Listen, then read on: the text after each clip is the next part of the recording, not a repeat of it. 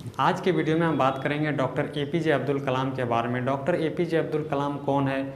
Doctor APJ Abdul Kalam आखिर Indian history में उसका क्या क्या रोल रहा है जिसके कारण कि इंडिया उसको एक प्राइड की तरह मानता है। बात करते हैं डॉक्टर एपीजे अब्दुल कलाम के बचपन की। जब डॉक्टर एपीजे अब्दुल कलाम जब बच्चे थे, उनका जन्म हुआ था रामेश्वरम में, जो कि तमिलनाडु में एक गांव है, छोटा सा गांव है। उसके पिता के 10 संतान थे और 10 संतान में से डॉक्टर एपीजे अब्दुल कलाम भी थे। उसके पिता एक नाव चालक थे, यानी नाव नदी के इस पार से उस पार आदमी को लेके जाते और नदी के इस पार से उस पार आदमी को लेके जाते थे और उस पार कराने का जो पैसा बनता था उसी पैसे से उसका घर का गुजारा होता था। Doctor APJ Abdul Kalam doctor APJ Abdul Kalam को बचपन से स्कूल जाने का मौका मिला और स्कूल जाने के साथ साथ डॉक्टर एपीजे अब्दुल कलाम अपना बड़ा भाई, जिसका कि पेपर का ठिकाना था, उस पेपर का ठिकाना में पेपर सुबह उठकर सबसे पहले वो पेपर को पूरे मोहल्ला में बांट के आते और बांटने के बाद doctor APJ Abdul Kalam school जाते।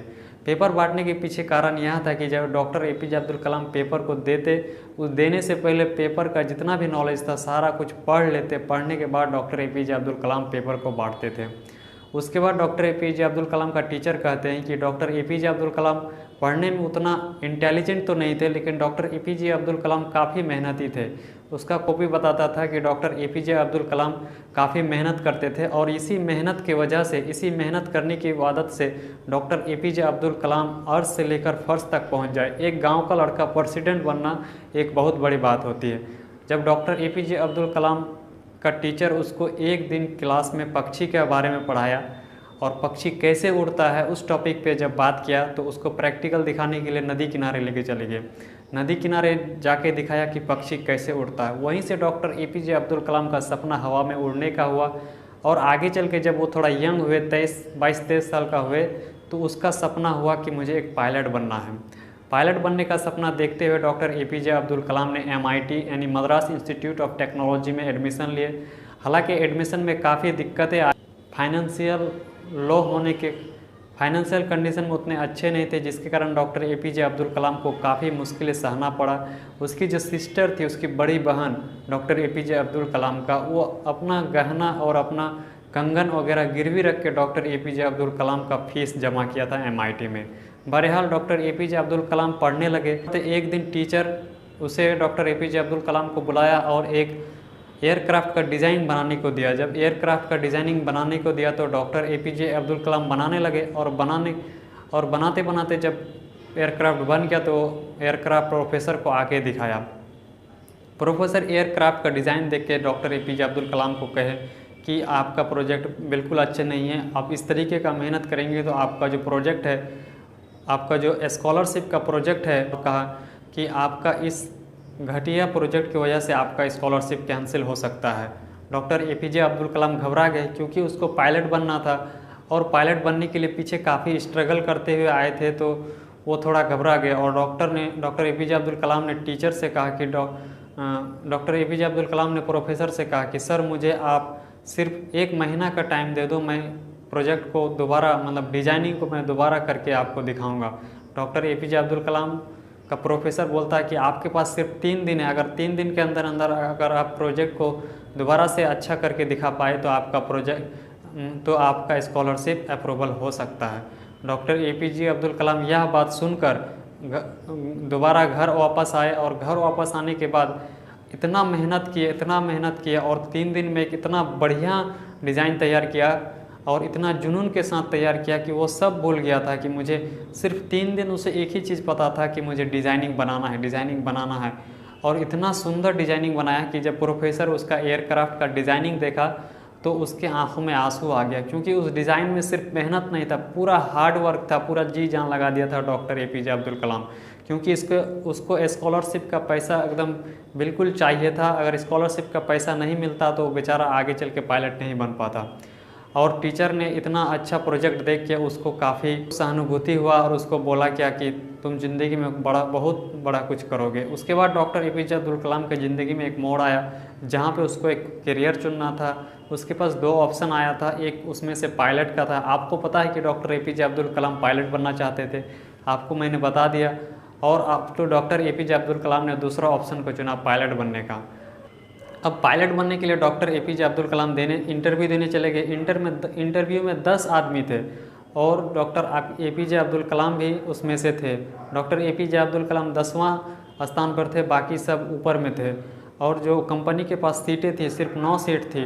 Doctor APJ Abdul Kalam 10वां number में थे। 10वां नंबर में होने के कारण doctor APJ Abdul Kalam pilot नहीं बन पाए। बहरहाल डॉक्टर एपीजे अब्दुल कलाम जब पायलट नहीं बन पाए तो इस समय कोई भी टूट के गिर सकता था, क्योंकि पीछे काफ़ी मेहनत करके आए थे। लेकिन डॉक्टर एपीजे अब्दुल कलाम अपने अंदर हिम्मत बांधते हुए आगे बढ़ते गए और आगे चल के doctor APJ Abdul Kalam India का प्रेसिडेंट बना, सुप्रीम कमांडर बना। और जब लोग इतना बड़े पोस्ट में होते हैं तो पायलट सीखना तो बहुत मामूली बात होता है। डॉक्टर एपीजे अब्दुल कलाम जो इंडिया का chief of the air staff था, उसको बोला कि मुझे पायलट बनना है, यानी मुझे पायलट हवा में उड़ाना है। तो पायलट बोलता है, यानी जो chief of the air staff बोलता है कि मैं आपको 6 महीना टाइम दूंगा, 6 महीना में आपको ट्रेनिंग दूंगा और ट्रेनिंग के बाद आपको मैं पायलट उड़ाने सिखा दूंगा उस 6 महीना के अंदर। Doctor APJ Abdul Kalam training लेते हैं और 6 महीना के बाद doctor APJ Abdul Kalam SU-30 जो कि एक जेट का नाम है, वो डॉक्टर एपीजे अब्दुल कलाम उड़ा देते हैं। और इस दिन डॉक्टर एपीजे अब्दुल कलाम का सपना पूरा हो जाता है। कहते हैं ना कि अगर आप जज्बा के साथ सपना देखते हो, मेहनत करने के लिए आप सपना देखते हो, तो आपका सपना ज़रूर पूरा होता है। क्योंकि डॉक्टर एपीजे अब्दुल कलाम का पहला टाइम में सपना पूरा नहीं होता, लेकिन आज इतने बड़े आदमी बन गए थे डॉक्टर एपीजे अब्दुल कलाम की, उसके लिए पायलट उड़ाना तो बहुत आम बात था। इसीलिए डॉक्टर एपीजे अब्दुल कलाम अंत तक मेहनत करते रहे थे। उसके बाद अगर बात करें डॉक्टर एपीजे अब्दुल कलाम कहते हैं कि अगर आपको सूरज की तरह चमकना है तो उसके तरह आपको जलना भी होगा। मतलब मैसेज याद देना चाहते हैं कि अगर आप किसी चीज़ में अच्छा करना चाहते हैं तो उसके लिए जो काफ़ी मेहनत करना पड़ता है, उसके लिए जो काफ़ी मुशक्क़त करना पड़ता है, वो आपको करना पड़ेगा। आपको मान लीजिए आपको डॉक्टर बनना है, तो डॉक्टर बनने के लिए आपको जितना भी कुछ करना पड़ेगा, आपको कई किताबें पढ़नी होगी, आपको डॉक्टरी समझना होगा, मेडिसिन के बारे में पढ़ना होगा, उसके बाद आप डॉक्टर बनेंगे। तो अगर आप सारा मेहनत करने के लिए रेडी हो तो आपका सपना एक दिन ज़रूर पूरा होगा। जब डॉक्टर एपीजे अब्दुल कलाम से एक लड़की पूछती है कि सर मुझे एक ऐसा मंत्र बताओ जिससे कि हम सक्सेस को अचीव कर सकें, तो डॉक्टर एपीजे अब्दुल कलाम जवाब देते हैं कि सक्सेस को अचीव करने के लिए 4 तरीका है। सबसे पहले अपने गोल को निर्धारित करो, अपना सपना बनाओ, यानी अपना सपना देखो, क्योंकि सपना देखने वाला का ही सपना पूरा होता है। डॉक्टर एपीजे अब्दुल कलाम उसको कहते हैं कि सबसे पहले सपना देखो और एक गोल बनाओ। गोल बनाने के बाद उसके ऊपर एक रिसर्च करो, उसके ऊपर नॉलेज लो, और जब आप नॉलेज लेते हैं, उसको समझ लेते हैं, उसके बाद तीसरा ऑप्शन आता है एक्ट, यानी आप एक्शन लेते हो। एक्शन लेने के बाद कई बार ऐसा होता है कि हम फेल हो जाते हैं, लेकिन उस फेलियर की वजह से हमें रोते हुए बैठना नहीं चाहिए। उस फेलियर के बाद हमें परसिवरेंस, यानी उस फेलियर से सीखना चाहिए और लगातार इतना मेहनत करना चाहिए सही डायरेक्शन में, यानी समझते हुए कि आप उस गोल को आज अचीव कर लो, उस सपना को अचीव कर लो। दोस्तों, आज डॉक्टर एपीजे अब्दुल कलाम का इतना बड़ा अच्छा एग्जाम्पल है कि आप इसका अगर इंस्पायरेशन स्टोरी आप सुन रहे हैं तो इसका मतलब आपके अंदर कुछ ऐसा होने वाला है कि आप डॉक्टर एपीजे अब्दुल कलाम जैसा मेहनत करने के लिए तैयार हो जाएंगे।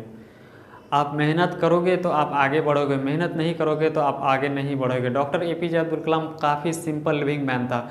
उसका कहना था कि सिंपल रहो लेकिन सपना बड़ा देखो और उसको पूरा करने के लिए अपना जी जान लगा दो। Doctor APJ Abdul Kalam 2-4 suit थे और कई जूते थे, और साथ ही डॉक्टर एपीजे अब्दुल कलाम भी खाना पीना जो भी है वो नॉर्मल खाना पीना खाते थे।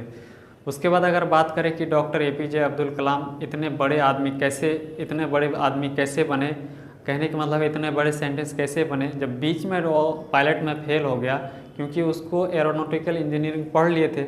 पढ़ने के बाद डॉक्टर एपीजे अब्दुल कलाम को एक प्रोजेक्ट मिला था जो कि मिसाइल बनाने वाला प्रोजेक्ट। उस समय इंडिया काफ़ी कम था ताकतवर के नाम पे, लेकिन डॉक्टर एपीजे अब्दुल कलाम उस मिसाइल बनाने के लिए भी अपना पूरा जी जान लगा दिए थे और इंडिया को इतना पावरफुल बना दिया। आज इंडिया काफ़ी पावरफुल है और उसका शुरुआत डॉक्टर एपीजे अब्दुल कलाम ने किया था मिल। एपीजे अब्दुल कलाम की तरह अपना सपना पूरा करना है तो आपको वही रास्ता पे चलना होगा जो डॉक्टर एपीजे अब्दुल कलाम जिस रास्ते पे चले थे, कहने का मतलब है आपको अगर मेहनत करना है, अपना सपना को पूरा करना है तो आपको मेहनत करना पड़ेगा। और मेहनत सिर्फ मेहनत नहीं, आपको डायरेक्शन में मेहनत करना पड़ेगा। अगर आप फेल होते हैं तो ये खुशी का बात है, क्योंकि आप उस फेलियर से सीख सकते हैं। और अगर आप जितना जल्दी फेल होते हैं उतना जल्दी अच्छा होता है, क्योंकि उतना जल्दी आपको लर्निंग मिलते रहता है। इस वीडियो के थ्रू आपको मैसेज देना चाहता हूँ कि आप एक अपना सपना बनाइए, एक अच्छा सपना बनाइए जिससे कि दुनिया में शांति फैले, और उस सपना को पूरा कीजिए।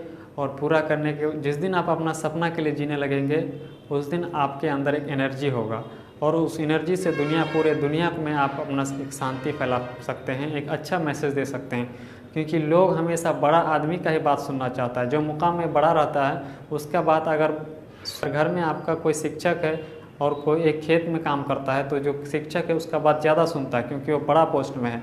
इसीलिए बड़ा बनिए, और बड़ा बन के एक ऐसा काम कीजिए कि दुनिया में शांति फैले और दुनिया आपसे इंस्पायर होकर जीना सीखे।